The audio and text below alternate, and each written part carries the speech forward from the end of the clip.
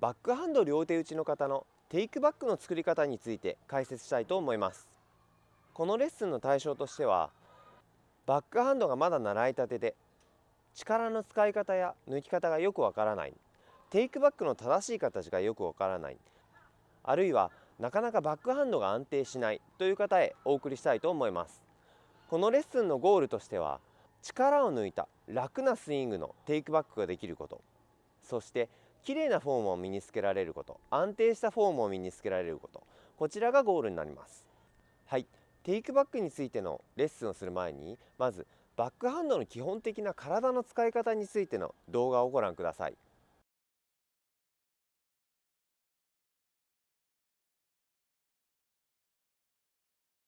はい、まずストロークの動作というのは、体の軸を中心に軸を回す動作、これによって力を生んでいきます。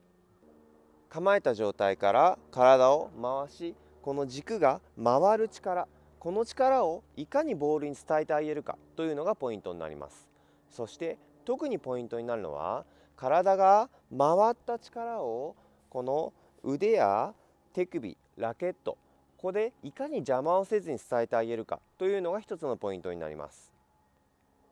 体を回してきた時に、この大きい力が手首や肘、ここに力が入ってしまうと、体が回ってきた力が止まってしまい、この小さい力だけでボールを打ってしまうことになります。ですので、できるだけ肘や手首の力を抜いて、体が回った力をいかにスムーズに伝えてあげるかというのが一つのポイントになります。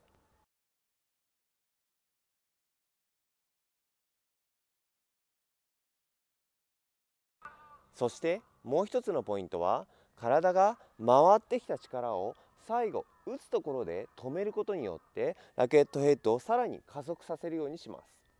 左手一本で試してみたいと思います。体が回って、体が回る力が左手を通してラケットに伝わっていきます。そしてインパクトの時にこの動きを止めると、ラケットだけが前に出ていくのがわかると思います。この体が回った力を最後止めることによって、ラケットが最も加速するという形になります。この2つが大きなポイントになります。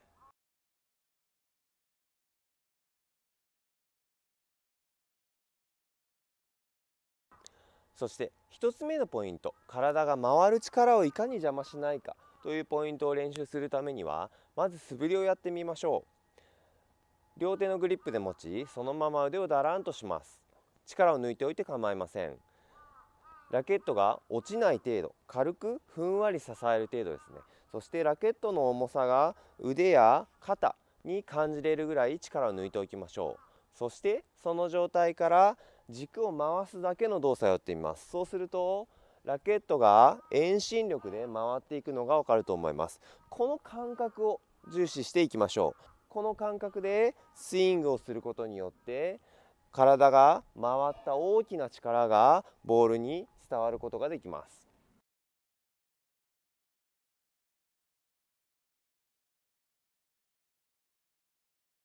はい、そして次に腕を止めてラケットが出ていく感覚、これをつかむためには、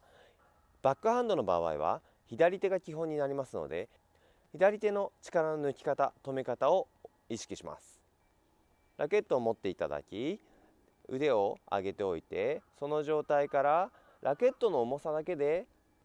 そのまま下に落としてみましょう。ラケットの重さで下に落とします。はい、スイングで前に出ていく、このラケットの重さで前に出ていく感覚と同じ感覚を作っています。そして水平のところで腕の動きを止めて、そこから先はラケットが出ていく、この動きを少しやってみましょう。途中で止めてラケットが出ていきます。あくまでラケットの重さでやってください。手の動きでこう落としてはいけません。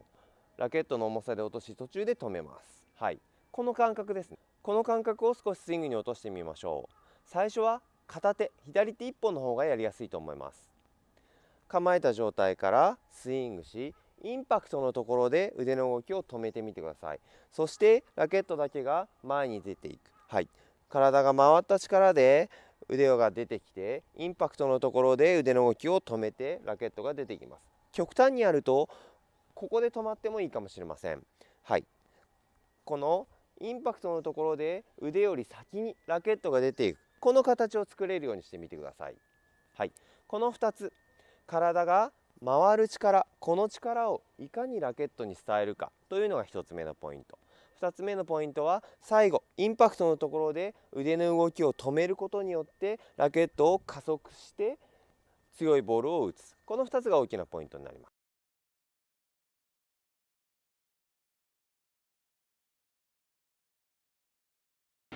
はい、ご覧いただいたように、体が回る力をいかに腕やラケットで邪魔せずボールに伝えるかというのが一つのポイントになります。ですのでテイクバックを作る時もその体の使い方でスタートするようにします。まず両手でやりますと少し感覚が分かりづらいので、左手1本でやってみたいと思います。左手でインパクトの形を作り、そこから体をテイクバックする方向にターンします。その力で腕やラケットを引っ張っていくようにしてみましょう。こういう形ですね。このままロックしてしまってこう引くというよりかは、このまま肘や手首の力を抜いておいて、ターンした力で腕とラケットを引っ張っていく、こういう形ですね。体をターンして肘と手首を引っ張っていく、はい、少しヘッドが遅れてくるような感覚でもいいと思います。ヘッドが先に残って体が一番先に出ますので、体が回りそれに引っ張られるようにテイクバックがこうされていくという形ですね。はい、このように作ってみましょ